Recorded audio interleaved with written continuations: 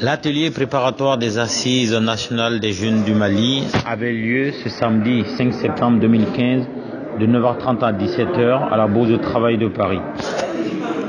Des officiels maliens en France avaient fait le déplacement.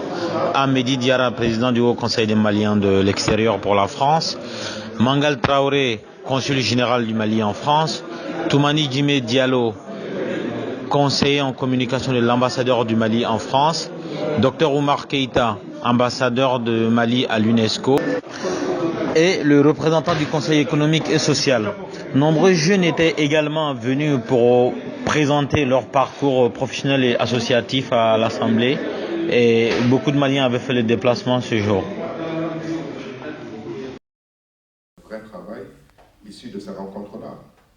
Donc de plus en plus, je pense que les choses ne peuvent pas tous se régler d'un seul coup, mais de plus en plus, puisqu'on vous avoue, au moins ce qui nous écoute et qui participe à nos activités, de faire en sorte qu'on puisse de plus en plus faire appel justement à cette compétence locale pour permettre à certains de développer leurs activités. Le discours sur la question de la différence entre le salaire, vous connaissez très bien. De nombreuses personnes, le premier réflexe, c'est de dire mieux vaut gagner 100 000 francs à Bamako que de gagner 1 million en France. Ouais. Ils le disent clairement. Donc je pense que c'est une question qu'il faut mettre sur la table. À partir du moment où le besoin est identifié et qu'il y a un besoin qui se crée, je pense qu'il n'y aura pas de candidat, il n'y aura pas manque de candidats. Et ça, je peux vous le garantir. En tant que président du Conseil national de la jeunesse malienne de France, ce que on compte apporter, c'est justement une contribution concertée de l'ensemble de la jeunesse malienne de France à ces assises nationales qui vont se tenir à Bamako mi-septembre. Et l'objectif, justement, c'est de faire des contributions, faire parler la jeunesse et qui disent leurs idées, leurs craintes aussi et leurs espoirs par rapport à ce que la jeunesse malienne de France peut apporter comme contribution au développement du Mali. Elle fait beaucoup de choses, il est important de les mettre en lumière, mais aussi de faire connaître auprès des autorités du pays, auprès de nos camarades jeunes qui sont là-bas, de ce que nous faisons ici et ce qu'en matière de complémentarité, comment nous pouvons avancer ensemble. Voilà, c'est ça l'objectif global de cette rencontre. Et je tiens à remercier tous les participants, tous les contributeurs, tous nos autorités qui nous ont aidés, les intervenants. L'UNESCO a financé à 11 millions de dollars la réhabilitation et nous sommes en train on est en train de travailler sur la conservation aussi des manuscrits, ce qui n'est pas un petit problème puisque on se retrouve avec des personnes qui sont à Tombouctou mais qui sont détenteurs de manuscrits privés, donc qui ne veulent pas la numérisation et ils ne veulent pas cette numérisation parce qu'ils disent que c'est Google, c'est très commercial. Bon, voilà. Donc on est en train de travailler sur tout ça. De la préparation à la vie d'adulte. Donc un jeune, c'est celui qui n'est pas adulte. Et cette distinction est faite dans la langue bambara en fait. Dans la langue bambara, qu'est-ce que l'on retrouve? On dit Abalukuyala, Balukudo, qui veut dire adulte, ou Amabalukuya, qui veut dire il n'est pas encore adulte. Et donc en fait, s'il est facile de traduire le mot adulte par Balikou, il est en revanche plus difficile de traduire le mot jeune en bambara, car il n'existe pas de mot fédérateur pour qualifier la jeunesse. Il n'existe pas de mot en bambara pour qualifier ce qu'est la jeunesse. Il y a donc une distinction qui est à faire entre le jeune garçon, Kamelini, donc en bambara, Kamelini veut dire le jeune garçon, et la jeune fille qui veut dire Sunguruni. Donc en fait, dans la langue bambara, on voit bien qu'il y a une problématique qui est essentielle, on ne sait pas qualifier les jeunes. Et donc Sunguruni ou Kamelini, c'est aussi en référence à la pratique culturelle. À Wassoulou par exemple, on va dire Kamelingoni. Donc un jeune qui joue une espèce de kora traditionnel. Donc la jeunesse est considérée en considération à sa pratique culturelle. Et moi, j'ai un message que je veux passer directement à monsieur l'ambassadeur. J'espère va le relayer. C'est sur l'organisation de la diaspora. Un pays qui n'organise pas sa diaspora est voué à l'échec.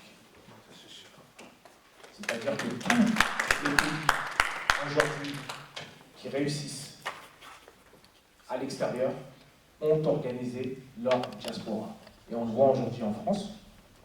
Je pense qu'on voit tout ce qui se passe. Nous n'avons pas d'entreprise en France. Nous n'avons pas de magasins en France. Et nous n'avons pas d'immobilier en France. Donc à un moment donné, c'est un problème. Nous sommes juste des consommateurs. C'est-à-dire que de la même manière où le Malien de l'extérieur est un consommateur ici, dans le pays d'accueil, il est également un consommateur dans son pays d'origine.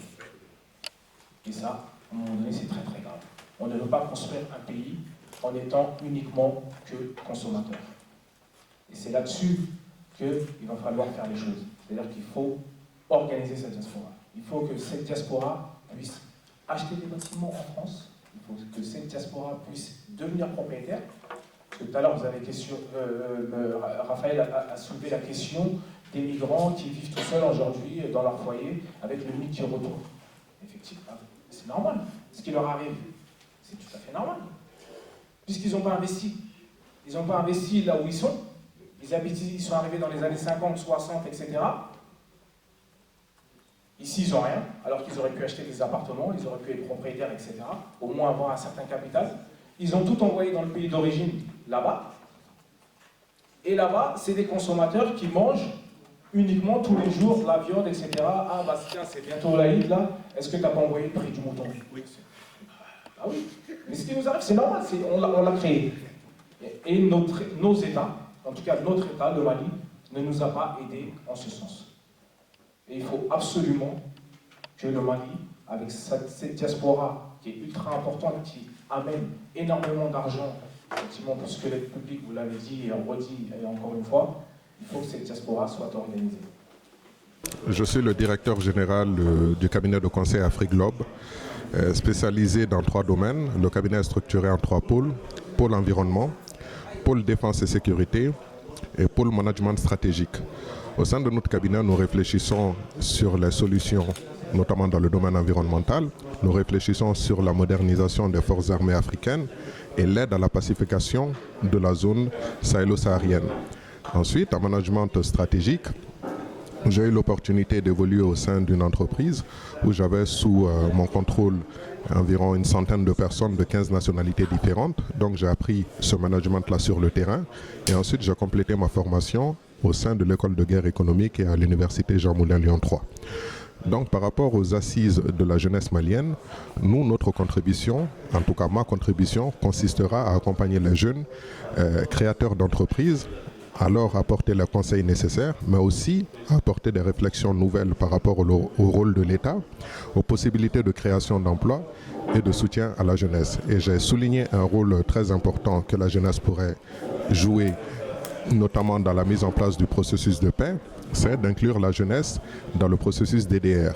Ce sont des jeunes qui iront parler à d'autres jeunes en leur faisant part de leur propre expérience, mais aussi de les aider à monter leur entreprise, parce qu'il y a certains jeunes qui ont réussi justement le pari de monter leur entreprise. Donc l'objectif sera d'aider d'autres jeunes à s'insérer dans un tissu économique formel. Les collectivités territoriales. Je pense que dans la question, effectivement, aujourd'hui, dans les différentes questions qui sont débattues, la place des collectivités doit faire aussi l'objet d'un questionnement et d'une réflexion de la part de la jeunesse. Voilà. Donc je ne reviens pas sur les enjeux de la coopération décentralisée et autres, mais revenons aussi sur les territoires et sur l'ancrage local à travers aussi les coopérations décentralisées. C'était un élément qui me semblait important. On le voit au moment de la crise institutionnelle qui a touché le Mali. Les collectivités ont été en première ligne et ont joué un rôle important de stabilisation au niveau du pays. Donc je crois que là aussi, il y a une réflexion à mener. Et ce n'est pas un dialogue à deux, c'est un dialogue à plusieurs pluriacteurs. Voilà, bon, après, j'aurai d'autres éléments de remarques, mais quand on parle des personnes âgées, il n'y a pas que les hommes dans les foyers, il y a aussi les femmes qui sont là aussi. Il y a toutes les mamans qui sont là, qui ont fait leur vie en France et qui vont finir leur vie en France, et qui aussi pour laquelle la question se pose de leur accompagnement et de leur réalité sociale. Sur la question de l'expertise locale, sur la question du climat, je reviendrai sur je vais déplacer la question. Je prends l'exemple de la politique de la ville. On sait qu'au niveau de la politique de la ville, dans les quartiers, il y a un certain nombre effectivement de gens qui n'ont pas forcément les diplômes, qui n'ont pas forcément la qualification académique, mais qui ont l'expertise du terrain et qui ont l'expertise effectivement de la connaissance des populations et de leur réalité. On sait que dans la politique de la ville, on n'a mis que des experts au niveau du chef de projet qui ont mangé, entre guillemets, ou qui ont masqué l'expertise des habitants. C'est cette question-là de fond qui se pose, c'est pas climat ou quoi, c'est comment en réalité l'expertise des populations est prise en compte et est en capacité d'irriguer les espaces décisionnels. Les intellectuels, si on parle de la jeunesse malienne, ce n'est pas seulement de la jeunesse malienne intellectuelle qui vit à l'extérieur. On a vu le problème qui se trouve. La majorité des jeunes qui prient au cours du voyage en rejoignant l'Europe, la majorité sont de la jeunesse qui n'ont pas eu la chance d'aller à l'école. Tout récemment, je crois, vous êtes au courant, la presse peut le témoigner, l'accident qui s'est passé à Méditerranée, je crois, 2 pays précisément en Afrique de l'Ouest a été touché, le Sénégal et le Mali. Si on parle de l'immigration en général, c'est la région de Caille. La région de Caille a été affectée à ce drame qui a perdu plus de 350 jeunes moins de 30 ans. Donc qu'est-ce qu'il faut faire? Non seulement que la jeunesse qui se trouve sur place n'ont pas d'emploi, qui les pousse de sortir, comme vous le savez très bien, et ils risquent leur vie pour être là, mais est-ce que s'ils arrivent à échapper à l'eau et arriver en Europe, est-ce que c'est fini? Ça c'est un point. Parce que ici, le président d'une association de plus de 1500 jeunes maliens qui vivent à Paris et banlieue, et notamment notre siège qui est à 93. J'ai eu la chance de rencontrer beaucoup de jeunes ici présents qui nous ont accompagnés, notamment le média RPM et Baba Diab qui est là depuis janvier et février 2012 que le drame se continue. Donc je crois que si la jeunesse est représentée par des intellectuels, la jeunesse qui n'ont pas eu la chance d'aller à l'école, on ne doit pas les oublier. Parce qu'ils participent aussi à le développement de ce pays, de notre patrie que nous aimons tous. Donc je crois qu'il est temps que ça ne s'arrête pas seulement à la jeunesse. Je peux dire qui sont intellectuels. Il faut aussi considérer les jeunes qui n'ont pas eu la chance d'aller à l'école. Les assises d'aujourd'hui ont pour but justement de jeter les jalons des assises prévues à Bamako le 15, des assises nationales de la jeunesse.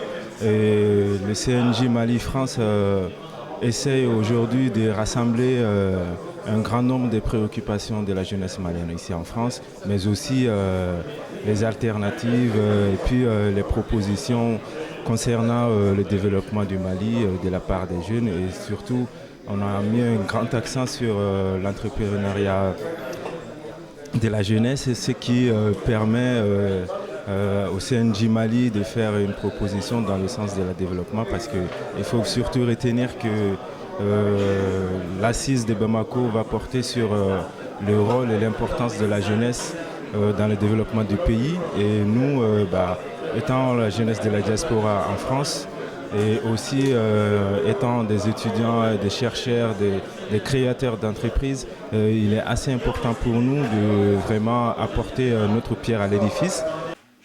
Et vous avez Traoré à parler notamment du projet Top 10, c'est Sissoko qui a parlé du projet Top 10.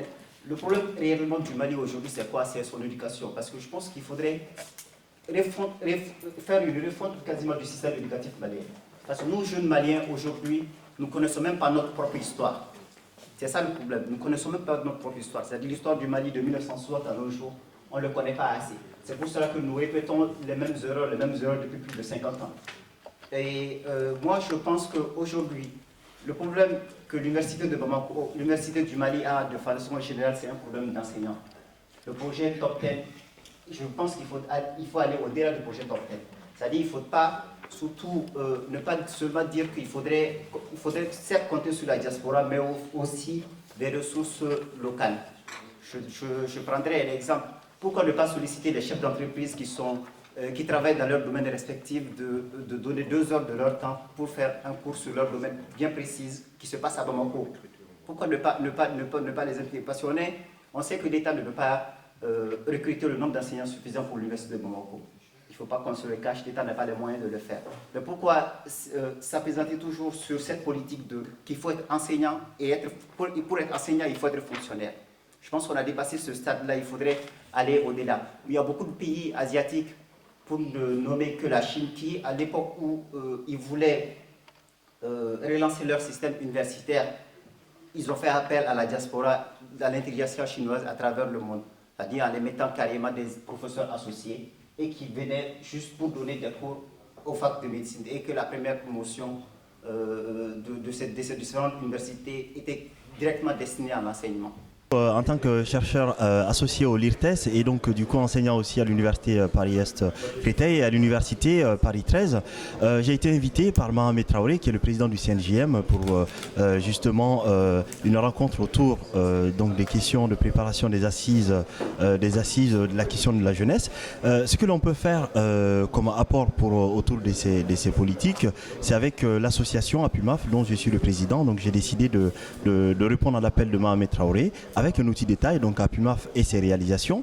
Un premier élément de ces apports, c'est la nécessaire structuration des réseaux de jeunes intellectuels et scientifiques maliens pour se saisir des questions de développement socio-économique. Un deuxième élément va passer nécessairement par la mise en place donc d'institutions et des services qui favorisent la production intellectuelle, donc la production de l'écrit. Je l'ai beaucoup parlé, et l'un des exemples qu'on peut citer ici, c'est l'ouvrage qui vient de sortir avec APUMAF, qui porte sur l'état de la réussite aussi, sur la question de la jeunesse, donc la jeunesse malienne entre autonomie, mobilisation et exclusion. Donc ça, c'est un ouvrage qui, j'ai vocation, va pouvoir apporter pas mal de réponses aux interrogations des différents acteurs.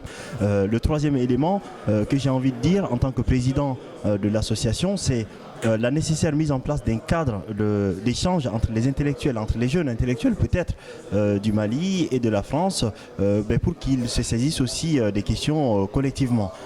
Donc voilà, ça c'est l'un des éléments phares. Et un troisième élément que j'ai envie de mettre à votre disposition aussi, c'est l'idée de favoriser le retour des Maliens, des jeunes Maliens qui sont ici sur des postes à responsabilité, qui décident à un moment donné de retourner. Et je crois qu'il y a besoin d'explorer les pistes pour favoriser leur retour, en tout cas leur intégration ou réintégration dans la société malienne.